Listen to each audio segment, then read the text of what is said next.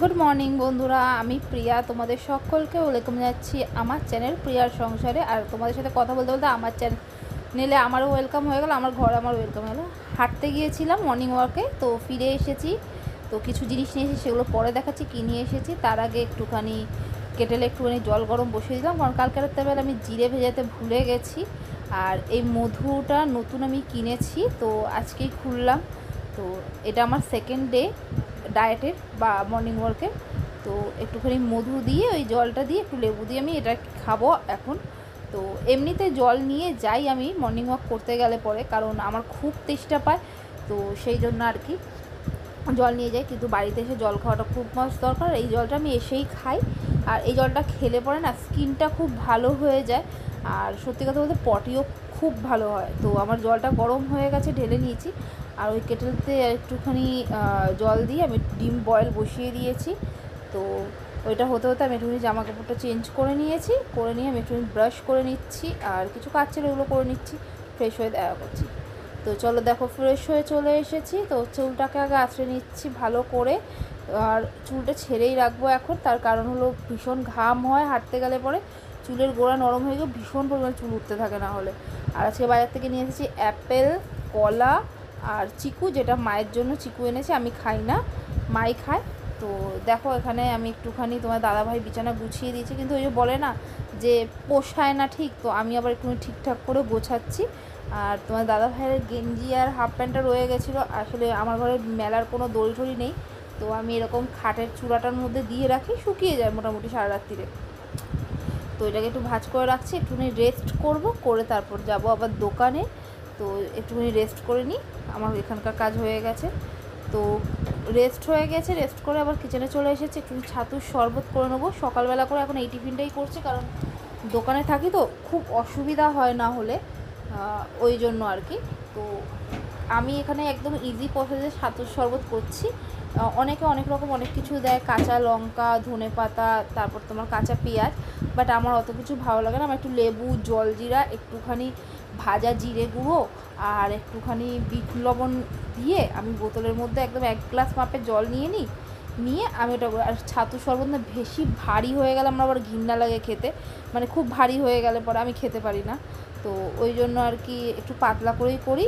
আমি মোটামুটি 3-4 চামচ মতন ছাতু নিয়েছি। আর আজকে আমার খুবই তাড়া রয়েছে, কারণ ওখানে আমার লেট হয়ে যাবে যেতে না হলে।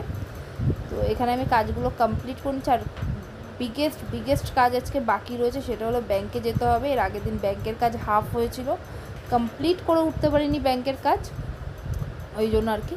তো এখানে আমি শেক করে নিয়েছি, তাহলে আমার ছাতু শরবত রেডি। এটা নিয়ে গিয়ে এখন ফ্রিজে রেখে দেবো।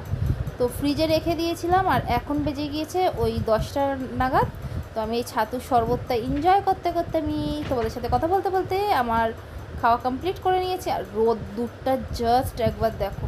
দোকান বন্ধ করে নিই তাড়াতাড়ি, দোকান বন্ধ করে একটুখানি যাচ্ছি রোদ্দুরের মধ্যে ব্যাংকে। তো যাই আগে, তারপর তোমাদের সাথে দেখা করছি, কথা বলছি। জাস্ট গরমটা ভাবো। যদি তোমাদের একান্তই খুব জরুরি কাজ না থাকে, তো প্লিজ এই টাইমটাতে এড়িয়ে যাও, বেরিও না। আজকে আমি বেরিয়ে জাস্ট আমি নাজেহাল হচ্ছি। আর আমাদের টালা ব্রিজের ওপর থেকে কোনো বাস দাঁড়ায় না, কোনো বাস দাঁড়ানোর সিস্টেম নেই। সো পায়ে হাঁটা ছাড়ার কোনো উপায় নেই, আমাকে ব্যাংকে যেতেই হবে, তাই আমি যাচ্ছি। তো দেখো একবার রোডের পরিস্থিতিটা তোমাদেরকে দেখাই। জাস্ট রাস্তার অবস্থা দেখো, মানে আমি তো ওই সময় আছি, হয়তো খুব বেশি রোদ্দুর ওঠেনি, কিন্তু বাট তাপ এত, মানে ব্রিজের ওপর দিয়ে হাঁটা যাচ্ছে না। আর এই জায়গাটাতে লোক থাকে, কিন্তু একটা সিঙ্গেল পার্সন নেই। আর আমি ব্যাংকের কাজ কমপ্লিট হয়ে গেছে, তো চলো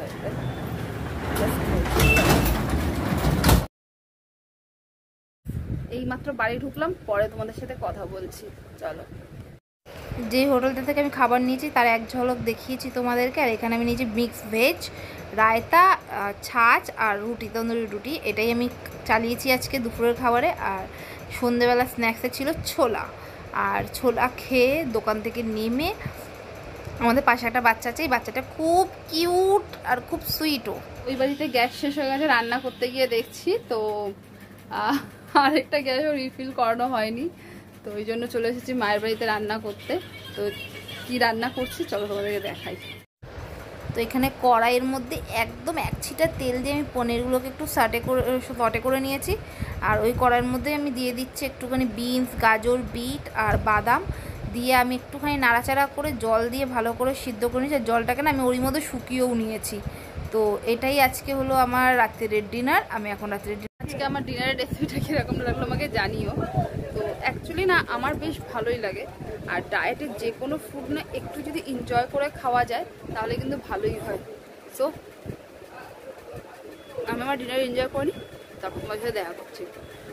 তো এই মাত্র বাড়িতে ঢুকলাম, দোকান বন্ধ করে। তোমাদের দাদাভাই আগে এসেছে, আমি একটু মায়ের সাথে গল্প করে তারপর আসি, সেটা তো তোমরা সবাই জানো। তো নতুন করে বলার কিচ্ছু নেই। তো এখন চলো শেয়ার করবো তোমাদের সাথে রাত্রেবেলা কি করে রাখি আমি সকালের প্রিপারেশন, যেটা আজকে আমি করতে ভুলে গেছিলাম। মানে গতকাল রাত্রে করতে ভুলে গেছিলাম আর কি। জিরেটা ভিজিয়ে রাখতে ভুলে গেছিলাম, আমন্ড ভিজিয়ে রাখতে ভুলে গেছিলাম, এতটাই আমি টায়ার্ড ছিলাম। তো মনে থাকতে থাকতে চলো তোমাদের সাথে কথা বলতে বলতে সে কাজটা করে নিই। তো এবার আমি একটুখানি ভিজিয়ে দিয়েছি এখানে জিরা দিয়ে দিয়েছি গ্লাসে, আর এখানে আমন্ড ভিজিয়ে দেবো। এটা আমার সকালবেলার জন্য, রাত্রেবেলা একটুখানি করে রাখতে হয়। তো তোমরা সবাই খুব ভালো থেকো। যদি ভিডিওটা ভালো লাগে একটুখানি লাইক করে দিও, আর আমার চ্যানেলটা সাবস্ক্রাইব করে নিও নেক্সট ভিডিও